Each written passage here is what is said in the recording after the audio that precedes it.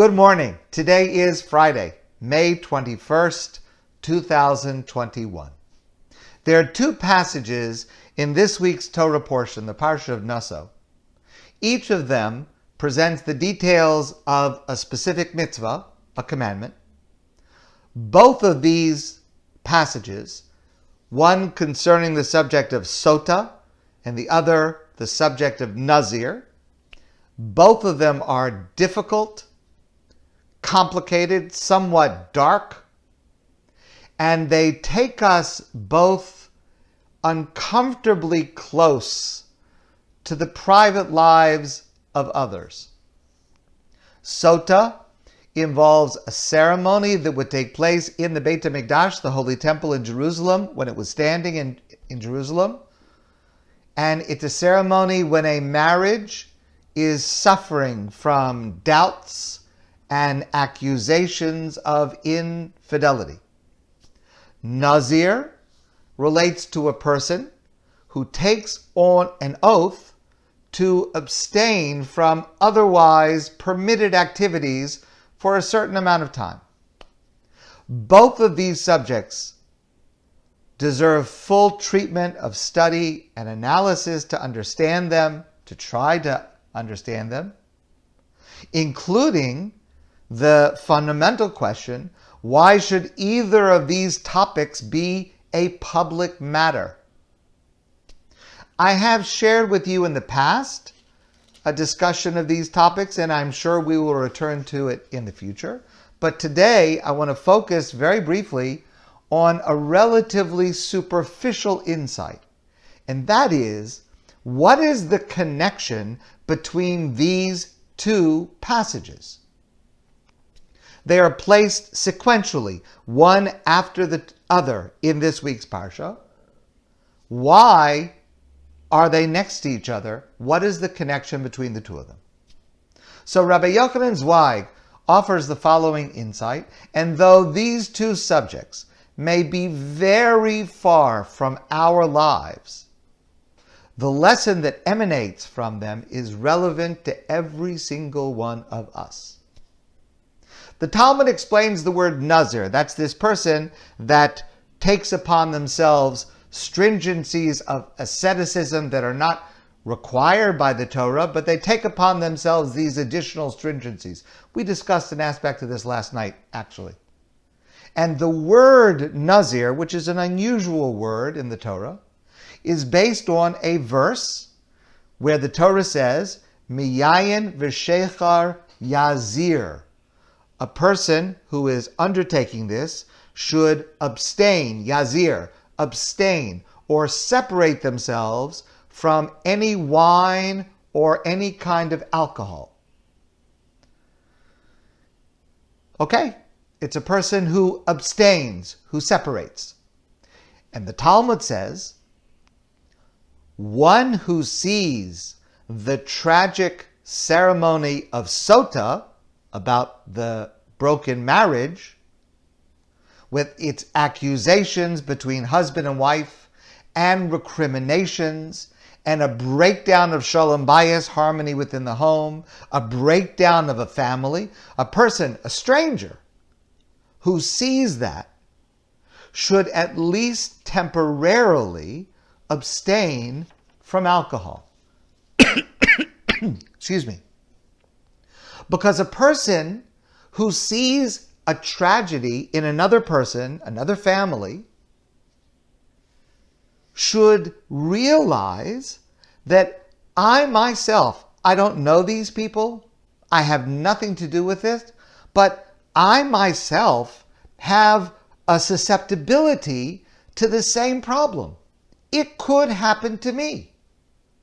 And therefore, the Torah says, well, one of the things that leads to problems is excessive alcohol or other kinds of mind-altering substances. A person could do all sorts of things. It releases inhibitions. And therefore, a person should abstain for a certain period of time. Let me change those words. I don't mean to say that a person should. I mean to say a Nazir is a person who takes upon themselves the desire to undergo this 30-day period, generally 30 days, of abstaining because, listen, 30 days is not going to heal anything. It's not going to solve any problem in 30 days.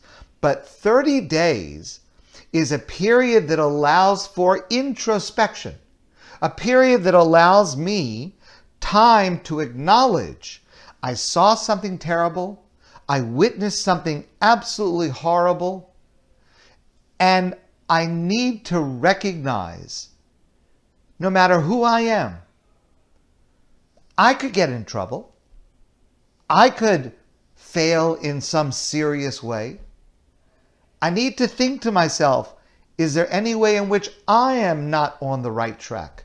Any way in which I need to maybe redirect the course of my life? That's the period that is indicated by taking upon this abstention for a certain amount of time, because I recognize I could potentially fall into the same trap. And this is a tremendously important lesson. Somebody does something terrible, and fill in the blanks of whatever you think it is. The message the Torah is teaching us is, you see someone else do something terrible, despicable, someone acts as a scoundrel, a criminal. The message, I have to deliver the message to myself. Don't think it's so far-fetched. Don't think it is so unrelated to your life that it could never happen to you. It could happen to you. I could make a mistake. You could make a mistake. There is no one who is above falling into a terrible situation. Of course, all of us would like to think, that could never be me. I would never be in such a situation. But the first step to assuring that is to recognize, yes, I could. And I have to take steps in order to ensure that I don't do that. There's an amazing phenomenon on Yom Kippur.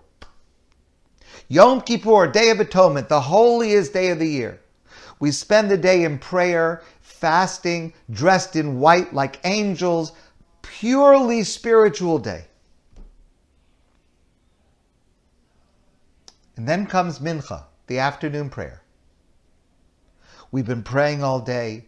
We're in the synagogue all day. We're in holiness and thoughts of forgiveness and atonement all day. And in the afternoon, we read a portion from the Torah.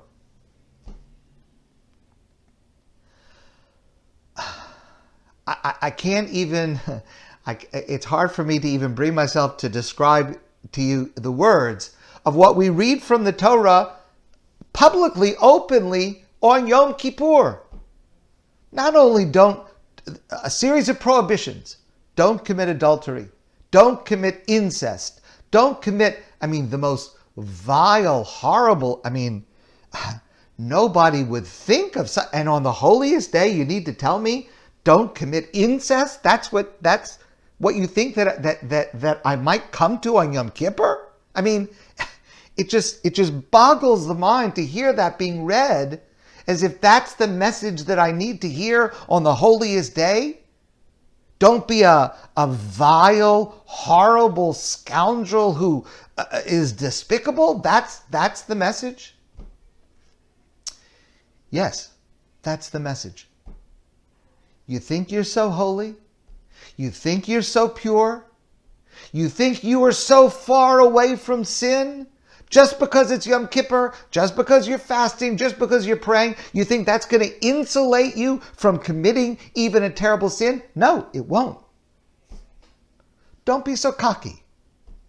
Don't be so assured of yourself. Greater than you, I'll say it about myself, greater than me. Well, that's not saying much. Whoever you think of as the greatest person that you know, greater than that person, has succumbed to temptation, to pressure. Don't ever think you can relax your ground. I remember a number of years ago, after a particularly painful episode of a rabbi being caught and found guilty of a terrible crime. Horrible.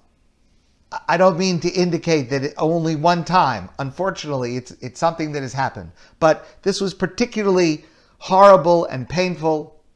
And I received a lot of help then from my professional organization, the RCA, Rabbinical Council of America, who recognized that all of us rabbis were in shock, were traumatized, that one of our colleagues who we had respected, I had respected, had done such a despicable thing. And to its credit, the RCA provided guidance and teaching and brought in professionals to address all of us in how to be able to respond and how to be able to make sure that none of us, God forbid, ever do such a thing. And I remember one of the things the professional said is, you know what the first step to making sure that something terrible doesn't happen? Recognize that you could do it also. Recognize that you could succumb also. Because if you don't recognize that, if you think, oh, no, I would never, that's never, then you'll never take the steps necessary to protect, to guard against it happening. Take a step.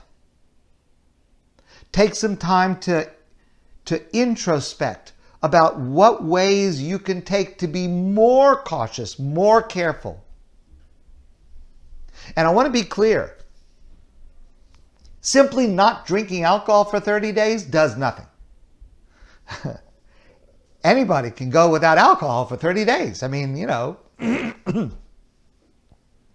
doesn't make you into a Nazir.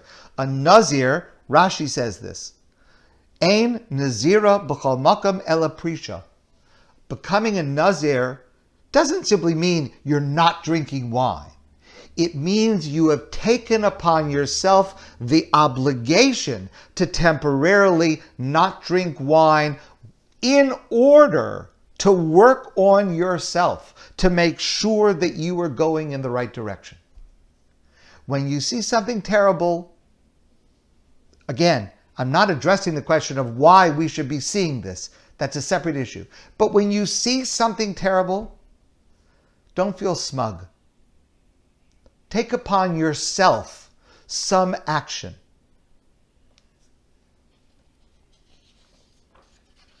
The problem with that, of course, is what holds us back from taking such a step? Well, one reason might be the fear of being stigmatized. If I take a public step in the aftermath of someone else's scandal, maybe somebody will think that, God forbid, maybe there's some connection with me to this terrible subject, which of course nothing could be further from the truth. How do we prevent someone else from looking at me, taking this step and saying, well, presumably you've got something going on there? The Torah refers to this person as a Nazir. So I shared with you before, the Talmud says, based on the verse, Nazir, from the word Yazir, to separate, to abstain. But the word Nazir means something else also. The word Nazir is connected to the word Nezer, which means a crown. And Rabbeinu Bechaye, one of our medieval classic commentators on the Torah, invokes one of the verses in this passage, Ki nezer elakav al rosho. A person who does this, the crown of God's holiness is upon his or her head when they do this. A person who acknowledges that there is potentially a deficiency within me, that I need to take steps to avoid coming to such a terrible outcome.